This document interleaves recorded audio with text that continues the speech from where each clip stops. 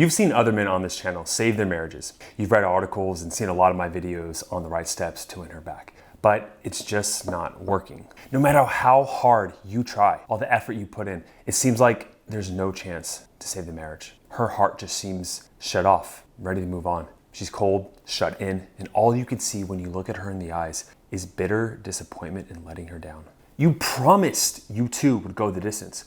You've sworn to her in those connected moments that you guys would make it to the end of time. Now, there's nothing you can do to fix it. Or so it seems. Underneath all the different situations and the thousands of men we help, whether there's another guy or not, she's in the same room or not, the divorce papers have been filed or not, there's one thing that causes most men to screw up. Not knowing how to navigate through this will cause you to trip up at the finish line of all the hard work you're gonna put into getting her back. However, the men who know this first and actively work through it are able to create an emotional fresh slate with their wives. They're able to melt that cold wall of ice surrounding her heart, opening her up to come close to you again. Now, the other day I was on a group call, and while speaking with the clients, there was one that said that he was in a weird position and he wasn't sure if I've really ever heard it before. He was married to his wife for a long time, and his wife gave him the whole spiel of, "I love you, but I'm no longer in love with you anymore." Now, she was mad at him for changing after she left, right? Now, I know this all sounds similar, just hold on. He said, "Josh,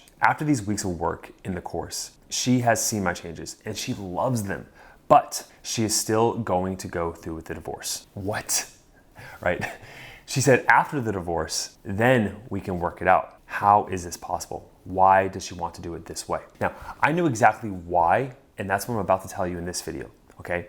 So today, what's gonna happen is I'm gonna show you the true reason why your wife has a one-track mind with a divorce. And then I'm gonna show you the truth about what is inside of her head, asking one of our top female coaches who really just put it like brilliantly. So I'm excited to show you that. And then at the end of the video, I'm gonna answer the question if you should fight for your marriage or just learn to let it go. Let's start off by saying why your wife is so certain, stubborn, and gung-ho about having the divorce. Now, the client on the group call that I was talking about earlier, he was shocked to hear me say that most men in the program, their wives are on a direct path to sever the marriage, no matter what changes their husband makes and proves to her. And look, I understand from that perspective why it just doesn't make sense. For you, the marriage is a broken car. And so when you see something wrong, you go in, you fix it, and then it works again, right? You think of the approach like, oh yeah, my marriage is broken. There's other parts of the problems she complained about. I'll fix these, then she'll be happy. That just makes sense. Time goes by, and then you guys can go anywhere you want together, right?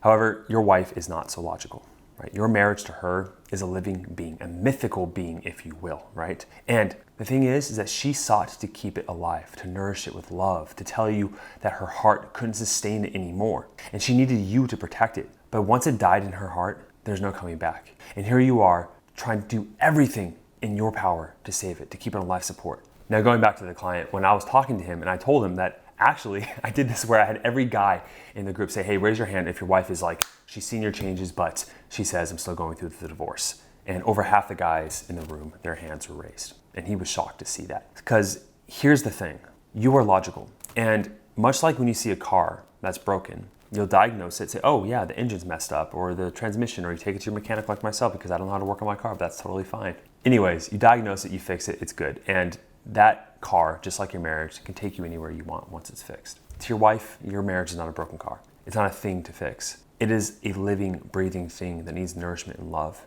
And over the years, what has happened is that she's been trying to tell you that it's been not being cared for and it's not being given food and shelter and love, and like there's been so many damages to it. It hasn't been healed, and right now it is dying and it's on life support, and you're trying to keep it alive, but she says we need to let this thing go. It is suffering. You are begging your wife to keep this thing alive, and all she can do when she sees this thing that she cared for and loved with all of her heart dying and suffering, she feels pain and she has resentment towards you that you will not let it die, that you're trying to keep it alive while it is in pain. And that's how she feels about it. But what you have to recognize is that this living being, unbeknownst to your wife, but now known to you, is a phoenix. I'll explain what that means in a second.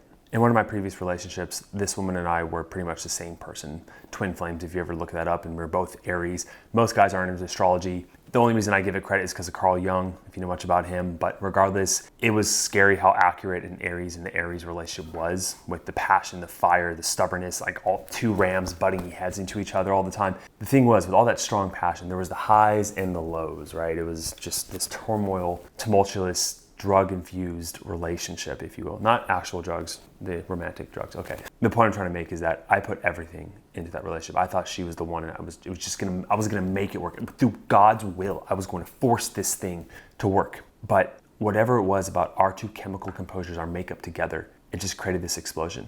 And no matter how much willpower and begging and fighting for this thing that I had to try to keep it alive, the best thing that was in my life, I had to let it go myself, right? I was the wife in the situation, right? I was the one that was more anxious at first, and then I became a fearful avoidant. If you want to follow that pattern, for a lot of guys, that's how it is. When I left her, I believe that, life could bring us back together. I truly believe that. But what had to happen first is I recognized that we had to have our own individual growth and healing and processing and leveling up through our consciousness. I had to end that relationship to take time to get myself out of the trees of those emotions, to see from a 30,000 foot perspective why the things that happened the way they did, why I was the way I was in the relationship. How did I lose myself? Your wife is in the same boat. She has to take herself away from the relationship to let her heal, and then to look back at things and say, oh, this is why it happened. And if in that time period, if you are doing your true healing and there's an opportunity for you guys to come back together, she will invite that, but it cannot be forced. I'll let my coach Haley explain this beautifully from the wife's perspective, even better than I can as a guy. I think it comes down to is she just has not healed. I don't think she's healed yet. And from my perspective, when you've been in a situation where you've been hurt over and over and over again by this person, you become numb, or you either become numb or you become highly aware of the pain or how it feels when this person has hurt you. And so you do what you have to do to heal. Some women go the therapy route. Some women say they need a break, they need space. Some women want to kill the marriage because the marriage has destroyed them. Now, should you fight for the marriage, or should you let it go? Here's some common scenarios. Your wife wants a divorce, but your values just say keep the marriage alive, fight for it, don't go through divorce, okay? Or your wife loves you and wants to work on the marriage, but also wants you to move out of the home. Or how about your wife tells you that she just needs time and space to think, but in the meantime wants to see other people?